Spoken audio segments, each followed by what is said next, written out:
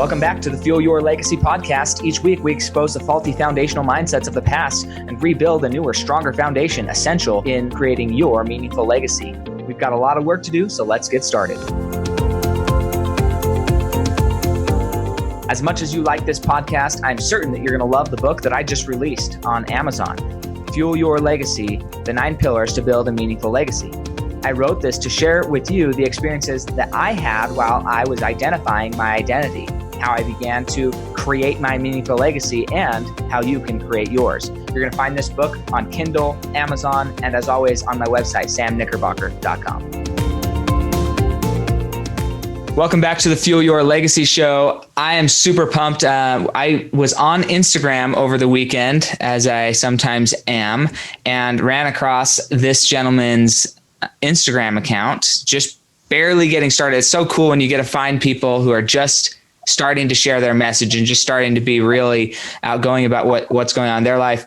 But I saw it and I was listening to his videos. He's got an infectious personality. And if you want, I would definitely go follow him. He could use the support, but also you'd be better off as a person if you listen to what he has to say, because it's something we can all relate with. And what I like most about his story is it's happening right now.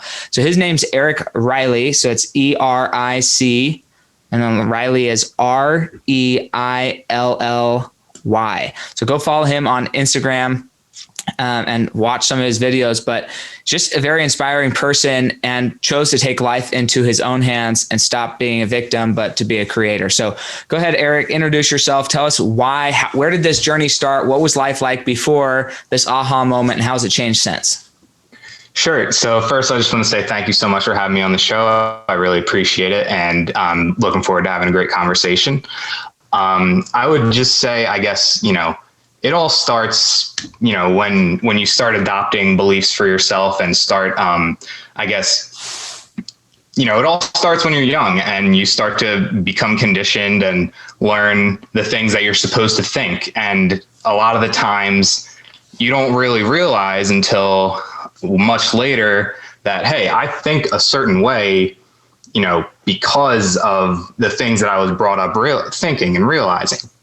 And, it took me probably about 23 years to really start to question the beliefs that I held for myself. And, it's definitely not the easiest journey to take a look in the mirror when you're, already a quarter of the way done your life and think, wow, I'm doing this one way. I could be doing this a million other ways. And it's just, it's just a, kind of a scary thing sometimes when you really take your life into your own hands and realize that, hey, I'm actually not living up to the potential that I believe that I could be. And I guess, it all started, the bulk of my transformation really started back in February of 2020. So this was about 8 months after I graduated college. So I graduated college in 2019. I had an IT degree, and I had just, started my adult life, for lack of a better word. I had just taken a job at a financial technology company.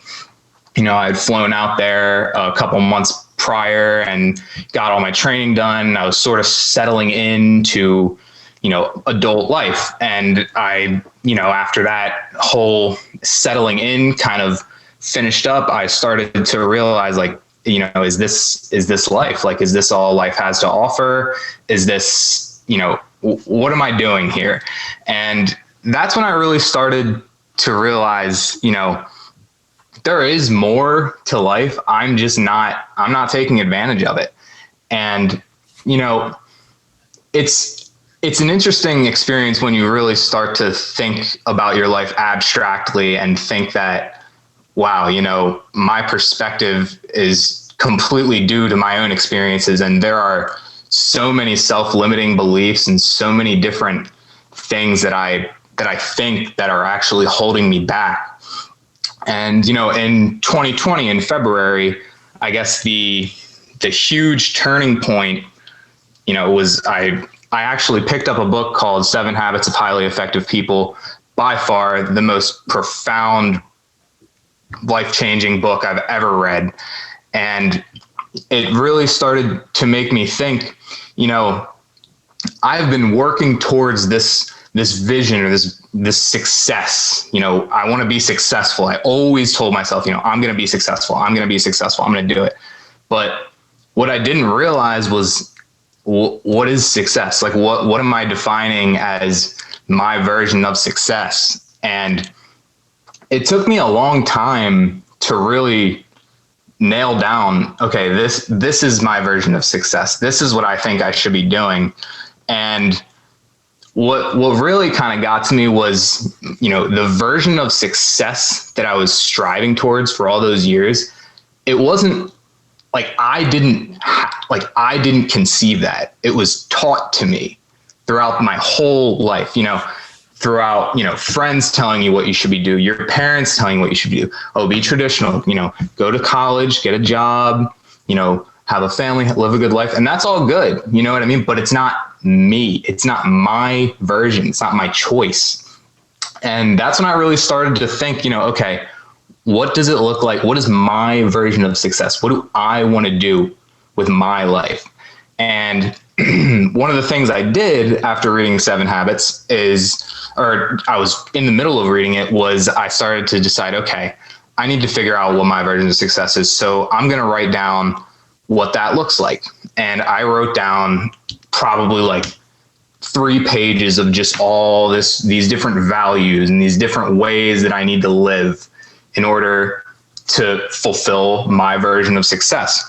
And, it took a long time, a lot of refining and a lot of changing it up. But at the end of the day, I settled on 4. And it's not necessarily a mission, but it's values to hold yourself to. And the 4 were, number 1, golden rule, treat others how you want to be treated. Do your best, have integrity, and just lead by example. And once I started to look at those values and say, okay, this is my version of success, then I look back and I say, I haven't been living by these like anywhere near to the best of my ability. Like I was at this point, right? It was February 2020. I was overweight. So I was 210 pounds. Now I'm 155. I just wasn't doing my best in a lot of aspects. I was just not, and that was only one thing, right? I wasn't necessarily happy with my financial situation. I wasn't happy with my living situation. I was still living with my parents at this point. And and at the same time, I was thinking, what could I be doing better right now? And one of the things that I thought of was, okay, well, I'm going to start doing my best like tomorrow. Like I was like, there's something I can do tomorrow to just take off. And, one of the things that I was thinking about, and one of the things that I've really started to implement in my life, is don't necessarily worry about how you're going to do it all the time. Just, acknowledge the problem and figure out, okay, what is like the first step? Because the how, like a plan is never going to be perfect the first time, like ever. You're always going to run into contingencies and things that are going to throw you off the rails and stuff like that. Like for me, for example, for getting in shape, I never lifted weights like in my life. Like I lifted weights like a couple times before that. And I knew that was going to be an issue for me. Like I would be worried about learning how to lift weights and doing all this stuff. So I said, all right, well, I know how to run. Like I like running. I enjoy it. So I said, I'm going to run every single day until I'm happy with my results. Right. And I ran for 8 months straight, every single day. And I went from running, a mile a day. In February I started, and by June I was running 10 miles a day, and I was 140 pounds at that point. I put on some weight since then, but anyway, I started lifting more. So, but I mean, basically, I guess what I'm saying is so many people want to be successful and, have a fulfilling life. But a lot of those people, they might not even realize what is your definition of success? What is fulfillment for you? And I think that's a big message that I'm trying to get out to people is like, hey, look, think about what you're doing for a second. And I don't have all the answers. Like, I think that's a big point I want to make is like, I'm 24 years old. Like I'm so young in my process, and I don't claim to have the answers at all, but like no one has all the answers. And I just think to worry about having the answers is just going to stop you in your track. Like if you are waiting until you have all the answers, you will never take the first step. And that's the biggest thing for me. And, it's hard sometimes to put yourself out there. And for me, like making content on Instagram, that was something I could have never seen myself doing, 11 months prior to this, when I first started my process. But again, that's all part of worrying about the how. Like I wasn't worried about making content on Instagram when I started the process. It's just a product of implementing positive habits. And I guess that's really the story, that the message that I try to get out is just stop settling and stop accepting your self-limiting beliefs and start to question them a little bit more, because I think that will provide all the change and all the difference that you need to take the first step in a lot of the, solving a lot of the problems in your life. Wow. I love it. I have so much here that I want to ask you about, and I'm going to ask you about. But I think that, so I'm actually creating right now. In fact, by the time this airs, it may be like right then, but there's a 15-day Discover Your Legacy. It's going to be called Discover My Legacy 15-day challenge on Facebook. I think you would really enjoy it, and the people that would enjoy it. But the reason that I'm creating it is exactly for that. I want people to just discover that there is something out there more than, and it's out. I think it's actually inside of yourself. So we might go back and jump around a little bit, but I think that often, because you said you don't always have the answers, I think that a lot of people have the answers. In my experience, most of what I've been able to create was because I had the answers inside myself. What I didn't have is the right questions. I didn't know what questions were necessary to ask for my brain to produce the right answers, for my soul to produce the right answers. Because just as you were saying earlier about where did you learn your version of success, the problem is that if you think, well, I don't have the answers, so I'm going to go find the answers outside of myself, then by very nature of looking outside of yourself, you're then going to be living off of what somebody else's version of success is. So it's really not that you don't have the answers. I think the biggest recognition is that the answers are inside of you. I really believe this. The answers are inside of you. They're inside of me. Every one individual has the answers for their solution, like for their needs, but they just don't know the right questions to ask. And so the greatest teachers from Christianity, from Eastern religions, South American religions, doesn't matter. The greatest teachers were the ones who posed the right questions. If you look at philosophical or things from the ancient Greeks, it was more about the questions that we asked ourselves rather than like, oh, Aristotle said this. Most of what we quote Aristotle saying or any one individual saying is the questions that he asked, like Newton, he didn't know why gravity happened. He just knew, hey, that's weird. Like these types of things. Yep. That it's all about the right questions, I think. So just understand the answers from my perspective, they are in you. It comes down to what's the right questions to ask. But let's go back to this adopting beliefs, because I've never thought of it this way. I don't know why, but we've all heard it, adopting beliefs. But think of like adopting a child. I know you're 24, I'm 27. Neither of us adopted a child, but I just can imagine, based on the people I know who have adopted children, once you're adopting them, you are legally bound to take care of, nurture, all of that, that individual. Well, when you adopt a belief, you're making the same type of commitment to that belief system. Thankfully, you don't have to keep that adopted belief system. You can discard it any point in time. It's not called child abuse. It's not called anything. You're not going to go to prison or anything.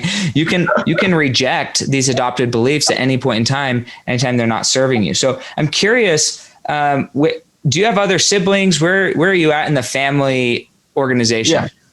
Yeah. I do have one older brother. He is 28 years old. So I'm the youngest of two. Okay. So, and what does he do for work? What was your family life like growing up? I mean, it's pretty typical, I would say. I was born and raised in the suburbs, like right outside of Philadelphia. Decent city? families. The city is called like Gilbertsville. It's a really small city outside of Philadelphia. Yeah, I used to sell pest control out in King of Prussia, so we went all over. I've sold in Gilbertsville, so maybe I live on your house. I live like 2 minutes from King of Prussia now. So, okay. So yeah, it's a nice place. I loved it. Valley Forge is beautiful. I think my favorite places were still like Downingtown. Farther west was prettier for me. I got you. I go to Valley Forge all the time. Yeah. Well, especially if you're running, man, you can run that whole park. It's like a 10-mile loop or something. It's ridiculous. Yeah. I'd run there all the time. Yeah. But yeah, as far as my family situation, it was pretty typical. I would say very traditional. My grandparents immigrated from Ireland. So, they came here with essentially nothing and made an amazing life for themselves, like so much respect for them. And I think that's where I get a lot of my grit and determination from, is just, that immigrant mentality of hard work and just, going at it. But as far as, my parents are concerned, they always, I don't think they ever really questioned, I don't think they ever really wanted me to go out and be non-traditional. I think they very much instilled like, hey, you should be traditional. You should stick to what you know, be secure, don't take risks, because they're very risk averse people. And one thing I want to say about that is like, they're not to blame at all. Like they have their own perspective, and it is very much like a valid perspective, because at the end of the day, it's the way they have done it. Like it's the way they have lived their life. They don't know any better. So they're just trying to say, hey, like this is the way we did it. We turned out pretty well. Like they're not struggling. They're doing all right. So, you might want to do it this way. But at the end of the day, I've always been a kind of do it yourself and, I'm doing my own thing type of person. So I think it's kind of difficult for them to see, their son doing things that might, that are riskier than they might have done. You know what I mean? And the interesting thing about risk, because I'm a 7th of 11, so different family structure for sure, but similar. I think that specifically in my wife's family, they all were, I would say, heavily college educated, and that's not a bad thing either. Our family, less of us were educated that way, and more. We all have some level of degree, I think. Most of us kids do, but we chose a more entrepreneurial route. And again, neither one is right or wrong. It's just interesting to see what somebody perceives as secure. Right. Up until 2020, a lot of people thought their jobs were secure. Yeah. And then 2020 happened, and then they're like, oh, maybe a company has the ability to fire me. Maybe my skills, all the skills, everything I've learned and developed fits really well inside of a corporate structure. But if the corporate structure goes away, I don't know how to use my skills or market my skills, because it's not that the skills aren't useful. It's just I don't know how to market them as a one-man band or as an entrepreneur type of situation. Me personally, I think that's the only security out there, is when I can bet on myself. So what somebody else sees as maybe insecure, I have the same view of corporate America. It's like, that's not very secure either. Like you serve at the pleasure, of somebody else. And it doesn't mean you don't get paid good. Doesn't mean any of that. And it very likely you'll have your job for forever, but there's still I feel like a higher degree that you aren't able to bet on yourself. So security is an interesting thing. I think that is a really good point. I mean, at the end of the day, that problem of, I'm only good in a corporate setting isn't really a problem until you don't have your job. And then what? Like you have to go back to another corporation because you've never taken the time to learn the skills and the necessary, talents to be able to work for yourself. And, suddenly that not so urgent problem of security becomes a much more urgent problem when you lose your job and now you're out of an income stream. So, I definitely agree with that. People think corporate settings are super secure and you're always going to be, handled. But what happens when, they have to make cuts and layoffs and stuff like that? So, yeah, I mean, that definitely was a big motivating factor in me, starting to pursue financial freedom more. I do work a 9 to 5 right now, and I'm blessed to say that I love my job. But at the same time, I also know that if I lost my job tomorrow, I would be all right because I have skills, marketable skills, and I could make my own way if I had to. And I'm very confident in that. That's awesome. So, about that, I'm curious. So you graduated from college in some type of technological degree. Yep. Was it a four-year degree that you got? Yep. 4-year degree, undergrad. Would you say that, because this is like one of those debates in the entrepreneurial world. I stopped at my associate's degree, so that's where I stopped. But it doesn't mean that people have to stop there or even get to there. But what do you feel like college helped you with from versus something that you wouldn't have been able to get outside of college? Like, as far as, I feel like all the technical knowledge you could have learned from YouTube or taken a few courses, got a certification. So what value do you say, okay, college was really valuable for me in this aspect, something that I don't think I would have gotten somewhere else as easily? Right. I would say, first off, price tuition, it was not worth it. Okay. But I would say that the biggest thing about college that really moved me, I think, is meeting some of the professors, because some of the professors have amazing insight and really got me thinking in certain ways that I normally wouldn't have. Obviously another really invaluable experience for me is I went to a college called Bloomsburg in central Pennsylvania.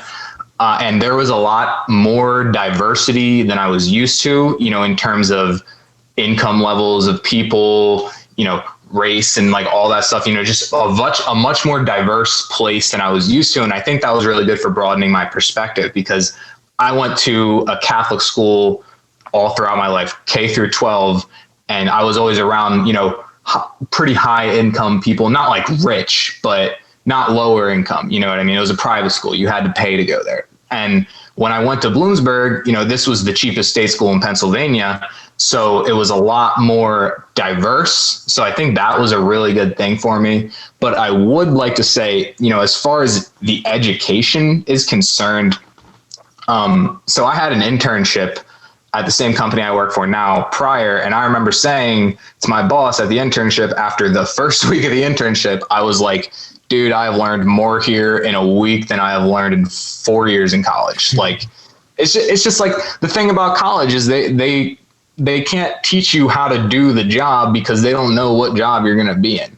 And yes. And also, so the technical aspect of it, I could have I learned it all online. Like, there is no real, like, aside from like a couple very basic, like, database skills, like, there's no real, I guess, application of the stuff that I learned in school, because they don't know what I'm going to be doing. Like, at the end of the day, it's just such a broad, field that they don't know what to teach you. I mean, the only way you're going to learn is on the job. Yeah. I feel like specifically with technology, by the time somebody has been able to document it and teach it in a class, it's outdated. Like, it's just, by the time it's documented, put in some school curriculum and being taught, it's gone. Like, the only way that you could really, and this may be a cynical view, because I think there's like general marketing things that you could know, but really the only way you could really be effective learning social media, coding, like certain aspects of how algorithms are working, is if you had somebody from those tech firms coming in and doing like 2-week courses on, hey, this is what's going on. These are how we change algorithms, like the concepts behind why and how we change algorithms. But this is how you test to see what the algorithm's doing today, because that's a skill that's beneficial. Like, how's the algorithm today? Because the algorithms are changing and it's not just, people used to think it was just like social media, TikTok, Instagram, Facebook. I mean, those weren't even around 20 years ago, but now right now, based on actual data today, there's some crazy stuff. Doesn't matter what side of the political aisle you're on. There's some crazy stuff going on right now in the tech space of the ability to 100% control what we see and hear. And that's not just on the social media apps. Those are a huge part of marketing, and you got to learn that. But when somebody can just shut down a server or shut down, I just was reading earlier, an internet provider. So like you think of like Comcast or something like that, an internet provider in Idaho, spreading rumors here based on what I saw and read. Okay. So take it with no seriousness, but the idea is what's crazy. An internet provider just said, nope, nobody who's using our internet servers can find Facebook. Like that a separate, completely independent company can blacklist certain websites. That's what is real about marketing and real about how do you set yourself up and how do you insulate yourself from certain things that are out of your control, especially in a world where we want to be connected. We want to be able to interact all over the world with people. What's the highest degree of success to insulate from those things? Because you can, I mean, if I have somebody who says, oh, you got to own your website, which I agree. If you don't own your own URL, after we talk here, go buy it on. I know. I've been on that. I've been thinking about that recently. Just go buy it. If you listen to one of my podcasts 2 or 3 weeks ago, while we were on the podcast, he's checked out of whatever I'm saying. He's buying his URL. I'm like, hey, that's cool. I like immediate movers, but point is, you can have your own website. You can have somebody who wants to host your website.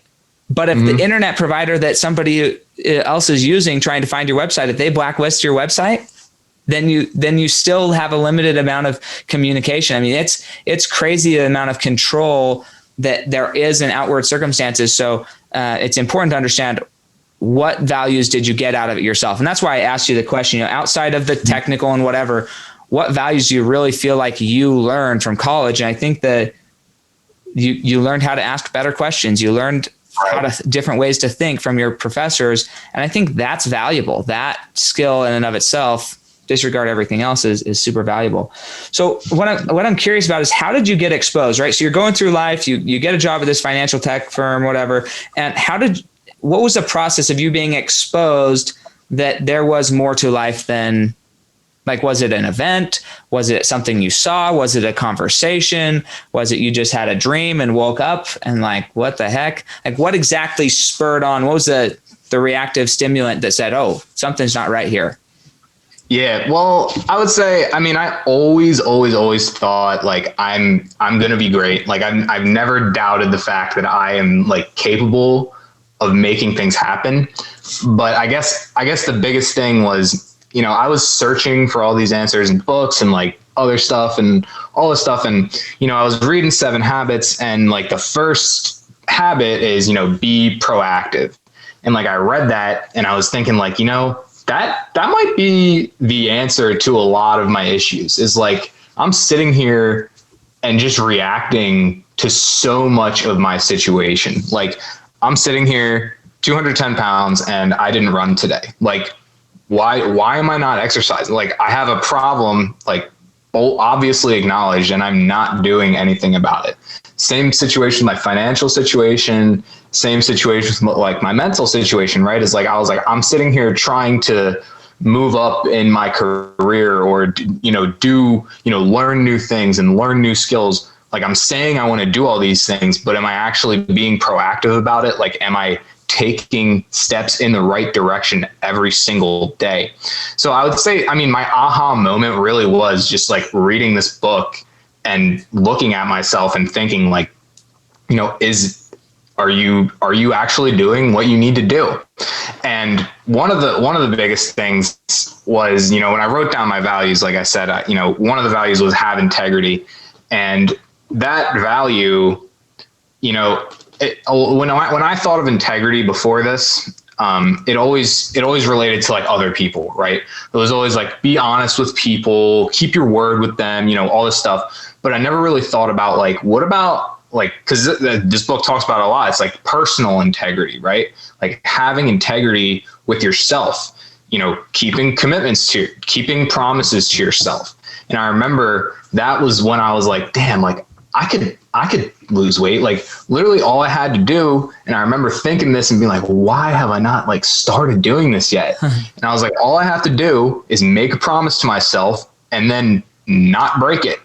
And if you do that, then eventually you're going to see some results. Like if you're going to run every single day for 8 months straight, like you're going to see some results, even if you do nothing else. And that was enough. So this is another huge point that I wanted to talk about in terms of like running is there's another book that I read a while back called The Power of Habit. If you've ever read it by Charles Duhigg, and it talks about keystone habits, right? And keystone habits say that, it's like one really important habit or like a couple really important habits. And they say that, success doesn't necessarily depend on getting everything right, but it relies on identifying a few key priorities and using them as like levers, like powerful levers to springboard you up into better things. The habits that matter the most are the ones that when they start to shift, so when you start to implement these, they start to mess up your whole system, dislodge and remake these other patterns, right? So that's really how it started. It was like I started running, and then a couple months later, I was like, I should just apply this to other aspects of my life. And I remember thinking that one of my best friends, my business partner, Mike, said that to me because I got him on running too. And I got, he had never run like a mile in his life, like a couple miles in his life either. And he was like ripped, like jacked, but he never ran. And coronavirus hit and like he couldn't go to the gym. And I was like, dude, like just start running with me. And he said that to me. He was like, dude, like I should just start applying this shit to other stuff in my life.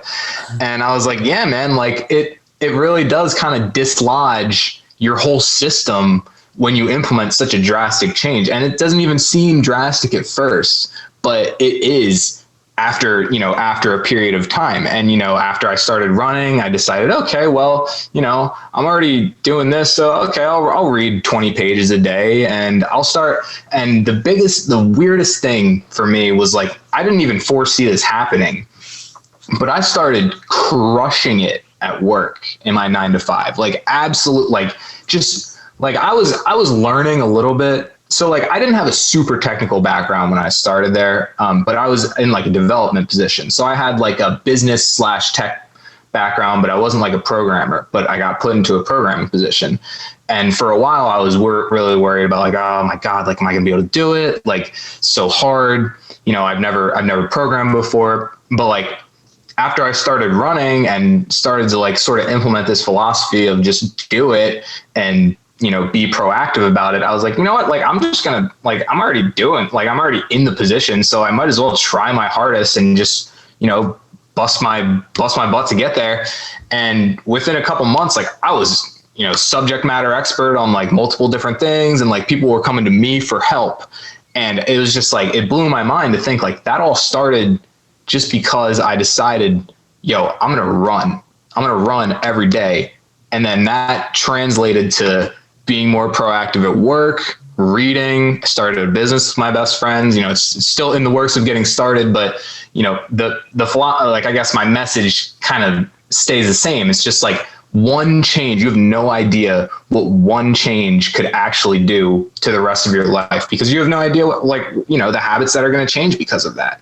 Yeah. So, and it's one consistent activity. And you're right. It doesn't really matter what it is. Right. The main thing is it a change? You don't go take something while you already do it every day. That's my one habit. No, that doesn't count. It's got to be something a little newer than that. I love that. The other thing that I want to, before we move on here, I want to just highlight this because I think this is what, in my experience, has been the separator of clarity or not clarity.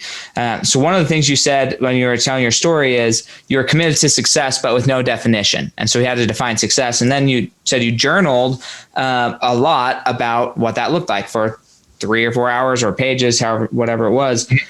The thing is, most people, let's just go back to the psychology. That's what I studied, was neuropsychology. But when we go into the neuropsychology aspect of it, when you're writing something down, it forces you to be more specific about it. Yep. And then let's say you're specific, you write something down, and you reread it and you're like, oh, that does not describe the feeling that I was trying to describe.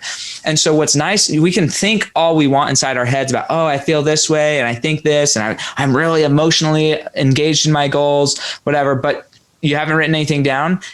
It's less than that they're not real because they're not written down, but more that you don't actually know what your goals are until they're written down, because you're going to write something down and think, oh, this is what I really, really want. And you're going to write it down. And you're like, actually seeing that there, that doesn't turn my soul on. So it's got to be something else. There's got to be a deeper reason to why I want that.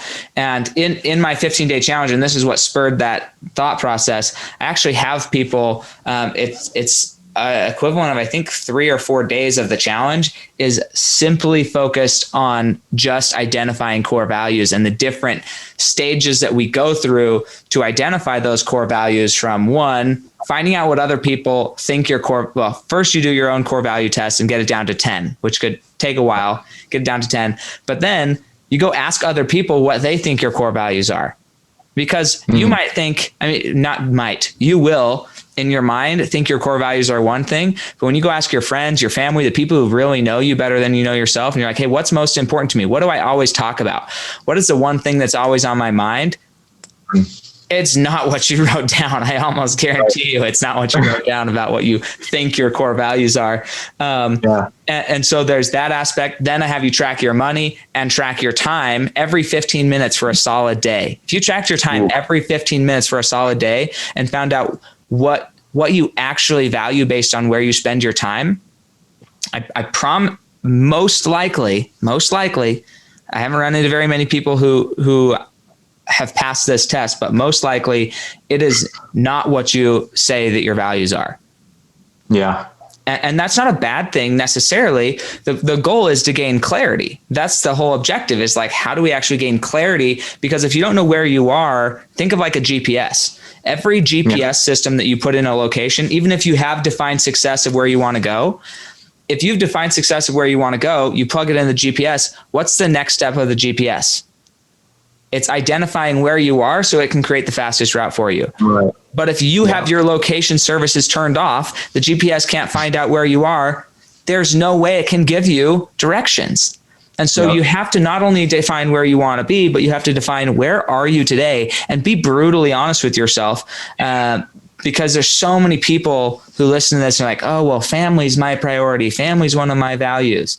And you look at how they spend their time, their money, their resources, their thought energy, their goals. None of them have anything to do with their family. And you're like, nah, sorry, your family's not important to you. And I'm not, it's not the most important thing. You know, it doesn't mean that it's not important to you, but it's not in your top 3. So let's be honest with ourselves. If you want to be in your top 3, then we need to schedule it in there. Yeah. Yeah. I think there's a huge, like what you just said, right? It's like they say one thing, but you're acting another. There's a huge difference between the things that you're saying that you want to do, or the things that you say you're going to do, and actually taking action towards those things. Right. And like, I think a lot of people like to talk a big game about how they're going to go make these changes or go, live a good life or be successful. But, a lot of times there's not a lot of action or thought behind their words. They're just words at that point. And I say that to my friends all the time. I'm like, all right, dude, like, when we're trying to like manage a project or something, I'm like, all right, we got to do this. And Mike's like, and my partner's like, okay, yeah. And I'm like, but guys, like, understand, like, those are just words at this point. Like, we need to do this. Like, there's no, words have no value unless there's action behind them. And, that's a huge thing that I think I didn't really understand either. It's like, I would talk about how I'm going to go do great things, but like, what am I doing with my time? Like, I'm sitting there watching Netflix, like playing video games. Like, that's not getting you where you need to be. That's not action. It's just, you just talk about it. It just doesn't get you anywhere. Yeah. And that was a huge thing I had to come to grips with. So. And it's a rude awakening when it is. And it's not necessarily just for everybody who's listening to this. It's not necessarily bad if you do this analysis and you decide, you know what, maybe I don't really want all those things that I said I wanted. Maybe I really want what I'm doing. That's okay. Yeah. What's most important is stop lying to yourself about what you want. Yeah. Right? Just be Absolutely. honest. Like for me, it was a rude awakening for me when I did this process for myself. And when I looked at where I spend my time, when I looked at where I spend my money, where I looked at where I spend my energy, my resources, my thoughts, all of those, family wasn't in the top. Family wasn't even in the top 10, And Yeah. I was looking at that. I'm like, man, if based on my religious background, based on my family background, family's supposed to be important and all this stuff. And at that point in time, it just flat wasn't. Like it wasn't in my schedule. It wasn't the first thing that got scheduled. It always took second back burner, And since then I've changed it. I still wouldn't say it's in my top 3. I think that my top 3 are still candor, gratitude, and integrity. So family's still not in the top 3, but it's solidly in the top 10. It's the first thing that gets scheduled before my morning exercise, before anything else. It's more important than my health right now, which for better or worse, it is what it is. People, that's another thing. I have a lot of clients that are health professionals, exercise, dietitians, whatever. And they're like, Sam, you need to do with your health. I'm like, look, I'm not going to sit here and pretend it's a priority of mine right now. I'm okay with my situation, right? Yeah, well, do I recognize I could be better? Do I kind of want something better? Yeah, but I'm not going to sit here and tell you that it's true, because if I did, I would do it. And I'm like, I'm fully aware of what I want and what I don't want from a reality perspective. Now, what I'm moving towards, that's a whole nother story. And you can intentionally program. And that's one of the things this challenge helps you do, is intentionally program what you want into your life. But the first half of it is just really identifying what's real. Where are you really at with it? So that's fun. Yeah. And I think, go for it. I wanted to go back on that just a little bit. So like you're talking about, when you look at things that you want to do and you think like, oh, do I really want that? It's in my mind, it's never a question of like, can I get that? It's, do I want that? Like, do I want to expend the effort necessary to get that? It's never a question of like, oh, do I have the ability to do that? Like, no, you can do that, but do you have the amount of time or the amount of like grit that like, do you want to expend that amount of effort to get that goal? And I think I read this in like Rich Dad, Poor Dad or something like that. And it was like, just essentially like, Poor Dad always says, oh, you can't do that. Or I can't do that. Rich Dad is always like, do you want to put in the work to do that? Like, is it worth your effort to do that? Because if you focus on a couple goals, you will be able to achieve them. Don't spread yourself too thin. And as long as you have just a couple goals in your mind and you are working persistently with like grit and determination, like you will achieve them eventually. It's just a matter of, do I want to expend all that effort to reach this goal? Or do my values lie elsewhere? And that's totally okay. You just need to like be real with yourself about it. And that's the biggest thing for me. Could not agree more. So I'm curious, as you started to change your life, in my experience, especially when you go through big life changes, when you go from 210 to 140, I mean, that's a 60-pound drastic difference. Yeah. And even if it's not outspoken or whatever, and that's just a physical appearance difference. Let's just talk about the physical appearance difference. It's also a lot of activity changes and a lot of other things, but just physical appearance changes. Who are your biggest naysayers? People who came and said, oh, what are you doing that for? You don't need to lose weight. You're just fine the way you are. Or that's so much energy. That's too much effort. Why don't you come do this instead of go running? Like, because there's all these different reasons. There's always going to be reasons not to do something, always. And the people who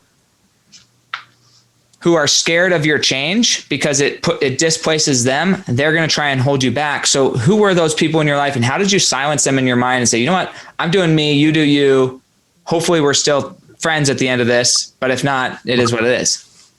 Yeah. I mean, I would say, it was during COVID, right? So I was like locked out from so many people. So like literally so many people saw me at 210 and then like at like 140, like months later, like after lockdown. So they were like, what the hell? Like, are you eating? Like I got that all the time. Right. But I would say, it wasn't so much like, and again, I can't blame her for this, but like my mom, right? So I lived with my parents at the time, and I can't blame her for this because she wants absolutely nothing but the best for me. But I think she was just like worried. She's like, Eric, like, are you okay? Like, you're running a lot. Like, you need to eat more. You need to do this. You need to do that. And I was sitting there, I was like, Mom, like, I know what I'm doing.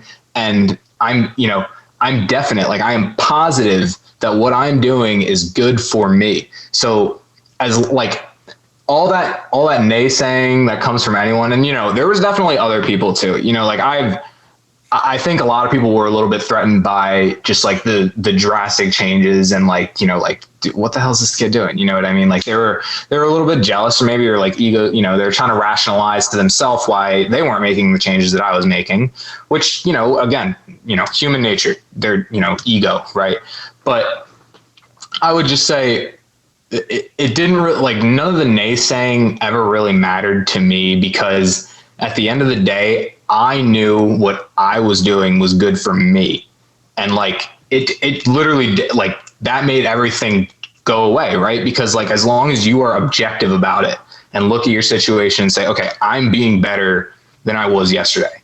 Like, I'm making good changes in my life. I don't care what those people that don't have my best interests at heart, most likely. I mean, not talking about my mom, obviously my mom is my best interests at heart, but like the people that are talking shit, people that are talking crap, like none of them have my best interests at heart. Like they're obviously, there's something going on with them. And, that's not my problem to solve at the end of the day. Like I would love to help them, but if they're just trying to drag me down, like what good, like, I'm not giving them my energy for that. You know what I mean? Like, I know I'm making changes, and I know I'm making big moves. So I don't know, I guess it just didn't, none of the naysaying really registered with me. And there was definitely people that said, like, oh, what is he doing? Like, he looks, he's losing all this weight. Like, is he okay? Like, blah, blah, blah. But like, they didn't reach out, you know what I mean? Mm-hmm. They weren't actually concerned. They were just saying that to make themselves feel better, I feel. Yeah, no, I totally agree. And I know how that can happen. So I just wanted other people to hear that that's a natural process. And I loved what your answer was, because that's been my experience. Once you're so definite that what you're going to do, and it's right for you, and screw everybody else, there's not really an experience, at least for myself, of naysayers, because what are they going to naysay about? It's like, I already decided this is what's happening. So I don't know what, like, oh, you have an opinion? That's good. Have a nice day. So I think definitive purpose can eliminate the resistance of naysayers in our own soul, right? They're still going to be there, but they don't affect us as much. I'm curious. So you've mentioned a few times about your company. If somebody really wanted to get a hold of you or talk to you and say, okay, I'm 23, I'm 24, I'm 25 years old. What can I do to really launch myself or get this definite purpose? Where would they contact you? Where would they have a conversation with you? What's this business thing you keep hitting? Yeah. Follow me on Instagram at Rick's Doing It. My company on Instagram is Stella Digital Media, also at Stella Digital Media. We do, branding, websites, and development. So essentially a full service digital media agency. We'll host your website, do all that type of stuff. But in terms of personal development and just, being the best person you can, if you want a little motivation, a little, if you want to talk to me, definitely just follow me on Instagram at Rick's Doing It. So okay. RICKSDOINIT. Love it. So go to Rick's Doing It. Now here's the legacy on rapid fire. So 5 questions, 1 word, 1 sentence answers. You ready? All right, let's get it. Okay, awesome. What do you think is holding you back from reaching the next level of your legacy today? My self-limiting beliefs, 100%. Okay. What's the hardest thing you've ever accomplished? Ooh, dropping 60 pounds, probably. I would say, yeah. Love it. And what do you feel like is your greatest accomplishment to this point in your life?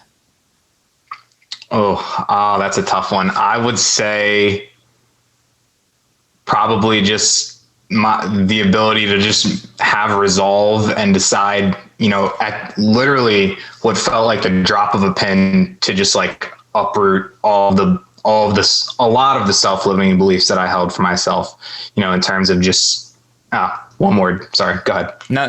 Dropping my self-limiting beliefs. No, I love it. You're doing awesome. So if you were to say there's one secret habit, mindset, or behavior that you've adopted into your life that you believe contributes the most to your success, what would that be? Definitely. I mean, there's definitely 2, I would say. One would definitely be running, and the other one would be reframing my mindset to be more proactive instead of reactive, make things happen instead of letting things happen to me, essentially. Sure. Yeah, I love it. And next and last question here is, what book or books would you recommend to the Fuel Your Legacy audience that you think these would help them go through the same developmental or internal journey that you went through, so they come to their own conclusions about where they need to end up? Because it may not be running for them. It might be something else, but right. What books Definitely. would you say would be great for that? I would say 100% whatever change you want to make. 7 Habits of Highly Effective People is by far, just has had the biggest effect on my life.